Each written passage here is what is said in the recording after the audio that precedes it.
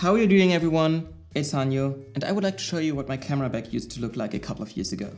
1 second.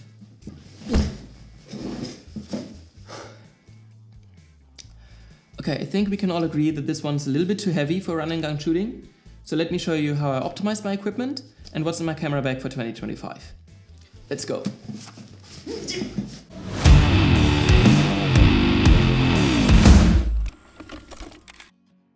When I was starting out with my first feature film, I was basically a one-man crew. Meaning I did camera, I did sound, I directed, I conducted the interviews, I did everything. And I was also going for the best quality in everything.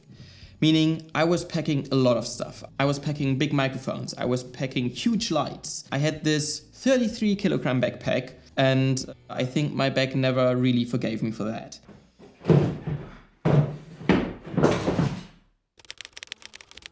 So I tried to dial down the amount of equipment I'm taking with me. So let's start from the beginning. The most important equipment is obviously the camera.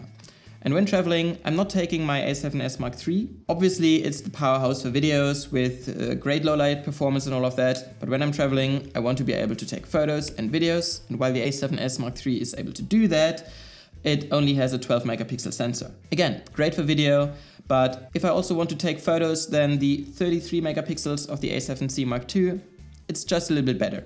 I'm more flexible in post when I'm cropping the photos. I just feel a little bit more flexible this way. Obviously, I'm taking extra batteries, a charger, extra SD cards and an SD card reader, but this goes without saying, I think. So you're probably wondering, what's this thing on here? It's actually not a lens cap.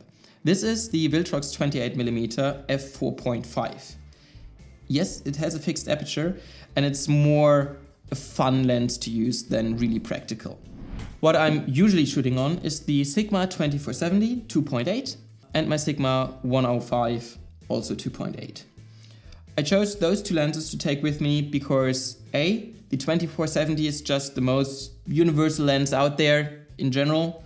It's great for landscape photography, you can also do portraits with it, and I used to take a lot of prime lenses with me, meaning I would be busy changing lenses all the time, missing great opportunities. The 105 I chose because it can be used as a macro, but I can also use it as a normal lens and shoot, I don't know, a mountain in the far distance or something like that. In terms of filters, I only have a variable D filter with me and a polarizer. That's it. I used to have all these fixed ND filters, and I mean, yeah, maybe you get a little bit less of a tint, but is it really worth it if you are busy changing filters all the time? I don't think so. This is great for if you're on set, but not while you're traveling. Regarding lenses and lens filters, I'm also taking a lens cleaning kit. This still is very important if you're on the road and you get dirt on your lens or even on your sensor. It can happen when you're changing lenses, then this is also a must-have. Regarding audio equipment, I'm always taking a Rode Wireless Go system with me.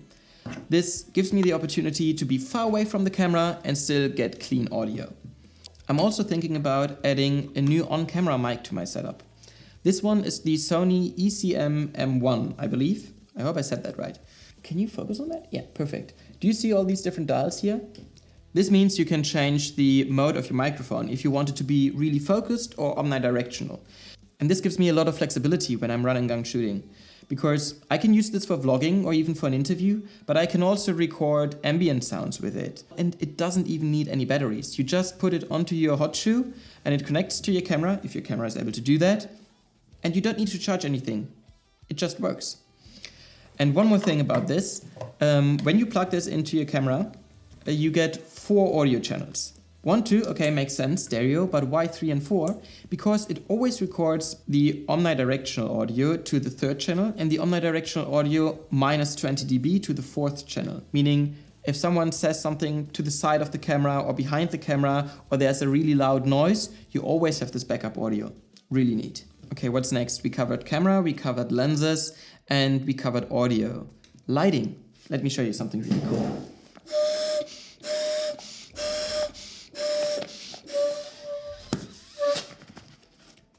I never thought I would ever literally blow up a light, but here we are. So this is the Ulanzi U820, and it has become my go-to travel companion for the last trips. Because it's so lightweight, it folds up to such a compact size, and you basically get a full-scale tube light. And by the way, the back, there are magnets in here. So you can just stick it to a door frame, and with this you can just hang it somewhere on a nail on the wall or whatever. So that's great.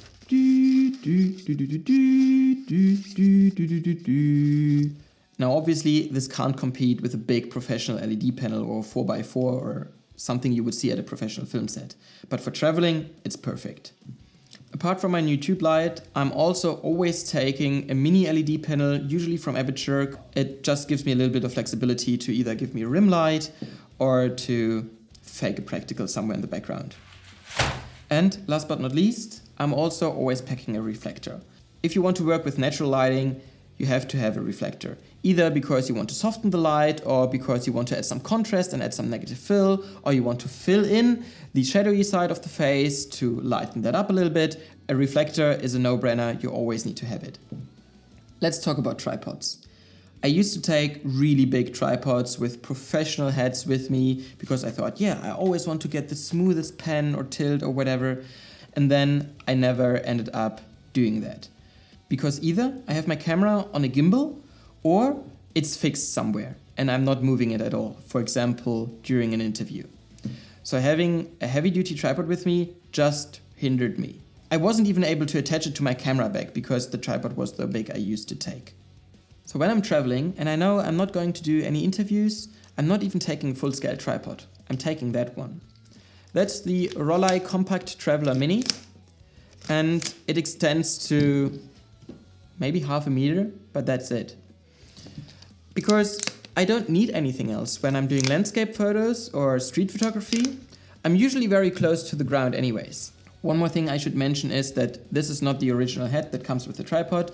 This is a Manfrotto head, and I'm using this mainly because all my other tripods are from Manfrotto and I don't want to exchange my quick release plate all the time. So now that I'm shooting a little bit more of social media content as well, I also have this with me, which is a, let's call it, neck rig for my smartphone. And do I feel stupid walking around with this? 100%. But it speeds up my process when I collect behind the scenes footage of me working, or when I'm on a shoot, or when I'm out there doing landscape photos. So this one goes in my camera bag now every day. And this is almost everything that's in my camera bag. Because my camera body, the lenses and filters and so on, all of this goes down here.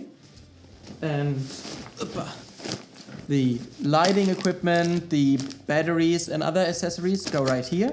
And this leaves the main compartment for my personal stuff, meaning I can put clothes in there and my toiletry bag and all of that.